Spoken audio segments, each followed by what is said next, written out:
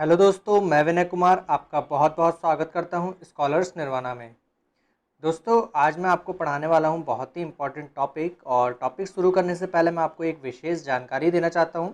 दोस्तों, अब आपको डेली वीडियो टाइम टेबल के हिसाब से मिलेगी, और इसमें मैं आपको देखिए सोमवार से बुधवार सुबह 11 बजे हिंदी का एक टॉपिक पढ़ाया करूँगा। साथ ही साथ गुरुवार से शनिवार को सुबह 11 बजे उत्तर प्रदेश सामान्य अध्ययन का एक टॉपिक दिया करूँगा।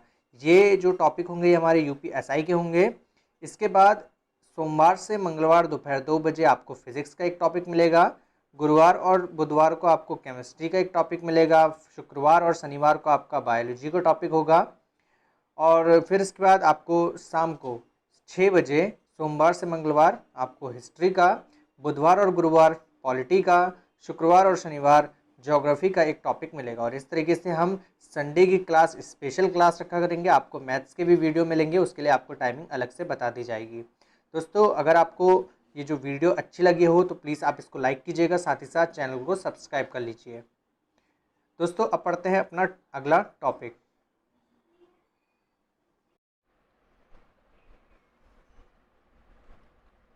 हेलो दोस्तों, मैं विनय कुमार आपका बहुत बहुत स्वागत करता हूं स्कॉलर्स निर्वाणा में। दोस्तों, आज हम पढ़ने वाले हैं भारत के महत्वपूर्ण युद्ध के बारे में, और इस वीडियो में मैं आपको बहुत ही महत्वपूर्ण युद्धों के बारे में बताने वाला हूं जो कि एग्ज़ाम के लिए बहुत ही ज़्यादा इम्पॉर्टेंट है। दोस्तों, चलिए शुरू करते हैं अपने इस टॉपिक को, और सबसे पहले देखते हैं हमारा जो पहला युद्ध है इस वीडियो में वो कौन सा है। सबसे पहले हम बात करते हैं, देखिए आज हमें 51 से पढ़ना है। तो मैं आपको बता दूं, मैंने इससे पहले के जितने भी 50 युद्ध हैं वो अपनी पिछली वीडियो में कवर करा दिए हैं। तो आप लोग आज यहाँ पर 51वें युद्ध से पढ़ेंगे।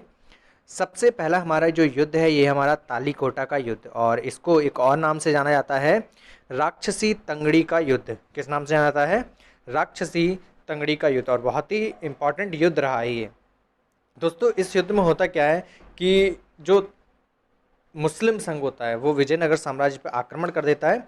और इसमें मुस्लिम संघ में मैं आपको बताता हूँ कि 3 राज्य होते हैं। मुस्लिम संघ में 3 राज्य होते हैं। एक होता है आपका अहमदनगर, दूसरा होता है आपका बीदर, और तीसरा जो राज्य होता है वो होता है आपका गोलकोंडा। तो इस प्रकार से 3 राज्य जो होते हैं वो एक इकलौते विजयनगर साम्राज्य पर आक्रमण करते हैं। अब यहाँ पर देखिए, विजयनगर साम्राज्य का जो राजा होता है इसका नाम होता है सदाशिव।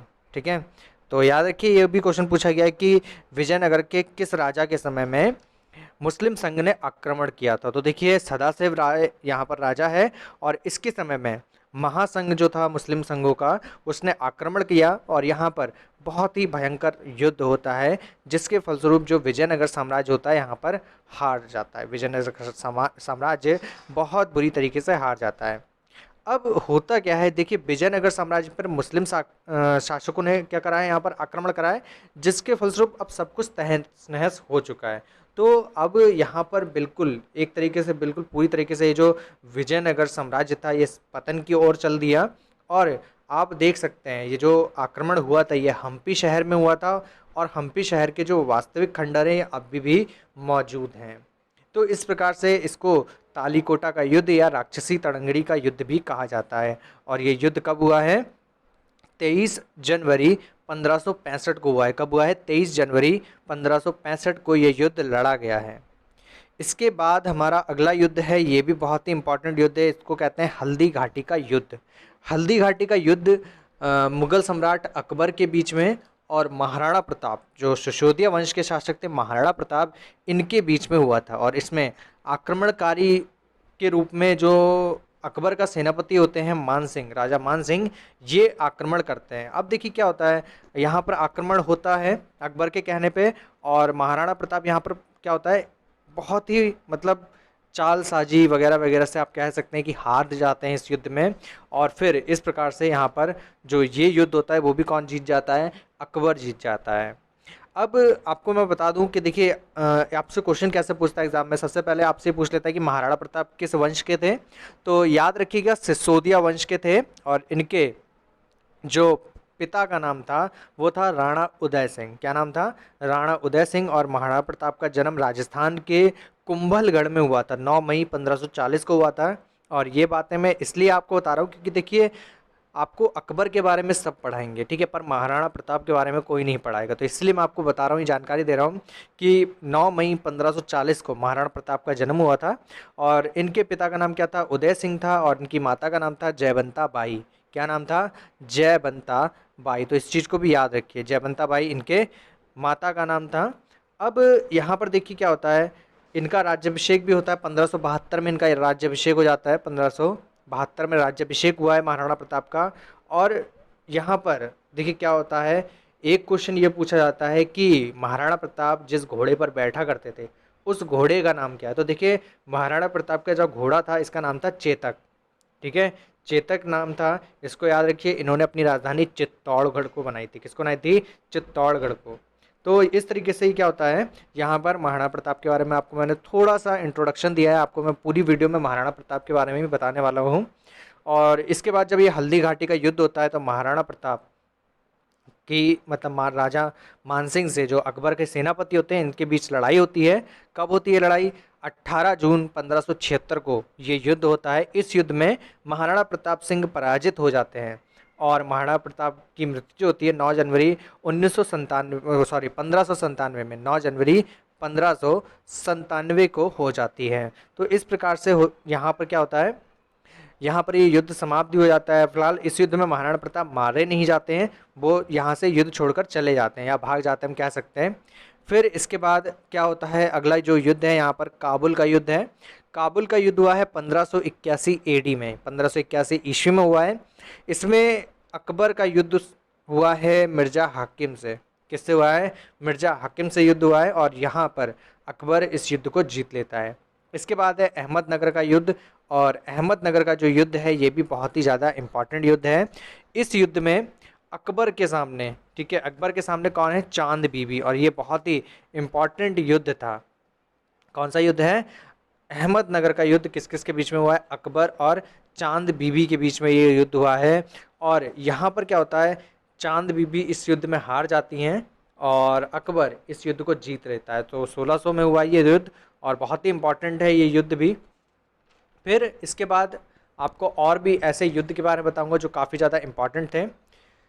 इसके बाद है आपका असीरगढ़ का युद्ध। असीरगढ़ का युद्ध में क्या होता है, 1601 में ये युद्ध हुआ है और इस युद्ध में अकबर और दूसरी तरफ कौन था, मीरन बहादुर शाह, मीरन बहादुर शाह था। इसमें भी कौन जीतता है, अकबर जीत जाता है। फिर इसके बाद है आपका जहांगीर का मेवाड़ अभियान। तो दोस्तों अभी जहांगीर की बात मैं बाद में करूँगा, पहले आपको यहाँ पर मैं थोड़ी सी और बातें बताना चाहता हूँ।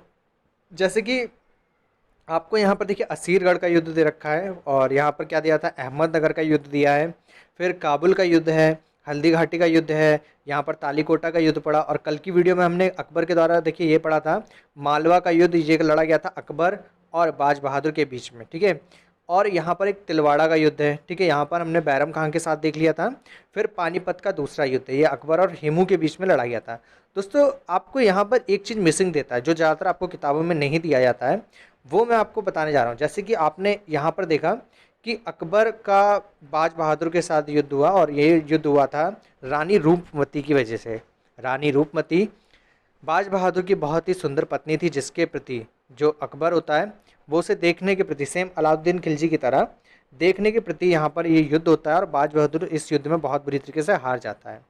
फिर होता क्या है आपको मैं थोड़ा सा यहीं पर बताना चाहूँगा। एक युद्ध होता है रानी दुर्गावती से, अकबर का युद्ध किसके साथ होता है, रानी दुर्गावती से होता है। और रानी दुर्गावती कलिंजर घराने की थी, जो आपने कलिंजर का नाम सुना था, जहाँ पर विद्याधर शासक था, वहाँ पर ये युद्ध होता है। और मैं आपको बताता हूँ कि रानी के पति थे वीर नारायण, इनकी मृत्यु हो जाती है। उसके बाद क्या होता है, रानी दुर्गावती को पूरा कलिंजर जो राज्य होता है वो मिल जाता है और उसका शासन करने लगती हैं। उनका बेटा जो होता है बहुत छोटा होता है। होता क्या है, उसके बाद यहाँ पर जो अकबर होता है वो इस युद्ध में मतलब इस कलिंजर के किले की चढ़ाई शुरू कर देता है और परिणाम स्वरूप ये युद्ध होता है 24 जून 1564 को, 24 जून 1564 को। और यहाँ पर रानी दुर्गावती बहुत बुरी तरीके से हार जाती है। हालांकि धोखे से अकबर जो होता है उन्हें हराता है और कई बार युद्ध होने के बाद जो अंतिम युद्ध होता है उसमें 24 जून 1564 को रानी दुर्गावती की मृत्यु हो जाती है। और इसी दिन क्या होता है, हम बलिदान दिवस के रूप में मनाते हैं। तो देखिए, आपको मैंने महाराणा प्रताप के बारे में बताया, आपको मैंने रानी दुर्गावती के बारे में बताया, और दोनों ही बहुत ही महान शासक थे। और इसीलिए युद्ध वाला वीडियो थोड़ा सा आज लंबा हो जाएगा, क्योंकि आपको बताना ज़्यादा ज़रूरी था। अब हम यहाँ पर पढ़ते हैं आगे, जहांगीर का मेवाड़ अभियान। जहांगीर का मेवाड़ अभियान देखिए कब हुआ है, 1608 से और 1614 एडी तक, ईस्वी तक हुआ ये। इसमें जहांगीर विजय होता है और अमर सिंह हार जाते हैं। फिर इसके बाद है मध्य एशियाई युद्ध। मध्य एशियाई युद्ध कब हुआ है, 1645 में हुआ है। ये शाहजहां और नजर मोहम्मद के बीच में लड़ा गया है। शाहजहां और नजर मोहम्मद के बीच में लड़ा गया है। इसके बाद है आपका कंधार का अभियान। कंधार का अभियान हुआ है 1648 से 1653 तक, और इसमें शाहजहां का जो लड़ाई होती है वो होती है फारस के साथ। शाहजहां की लड़ाई किसके साथ होती है, फारस के साथ होती है। इसके बाद है आपका इलाहाबाद का युद्ध। इलाहाबाद का युद्ध हुआ है 1657 में। इसमें दारा और सूजा के बीच में लड़ाई होती है। तो देखिए दारा है ये, ठीक है, दादा लिखा हुआ यहाँ पर गलत है, दारा और सूजा के बीच में लड़ाई होती है। फिर इसके बाद जो लड़ाई होती है, थोड़ा सा बड़ा हो गया क्या,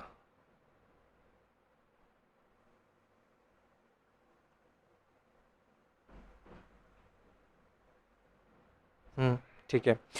फिर इसके बाद है धर्मत का युद्ध। और धर्मत का युद्ध भी भारतीय इतिहास की बहुत ही महत्वपूर्ण घटना है। इसमें जो लड़ाई होती है वो दारा, औरंगजेब और मुराद के साथ होती है लड़ाई। इसमें औरंगजेब और मुराद दोनों जीत जाते हैं, 1658 में होता है, और इसे उत्तराधिकारी का युद्ध भी कहा जाता है।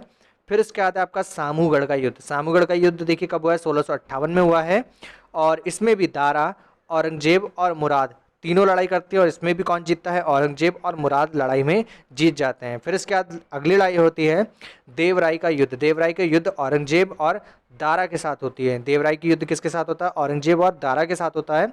इसमें भी औरंगजेब इस युद्ध को जीत जाता है, और इसके बाद औरंगजेब क्या मतलब यहाँ पर शासन ही करने लगता है फिलहाल तो। और अब इसके बाद हमें आगे अगली वीडियो में और इम्पोर्टेंट युद्ध के बारे में पढ़ना है, और जितने भी युद्ध हैं वो सब आपको मैं बताने वाला हूँ। तो आज के लिए इतना ही रुकते हैं, और कल मिलते हैं आपको नई वीडियो के साथ। तब तक के लिए धन्यवाद। अगर वीडियो अच्छी लगी तो प्लीज़ इसे लाइक कीजिएगा और सब्सक्राइब कीजिए स्कॉलर्स निर्वाणा को।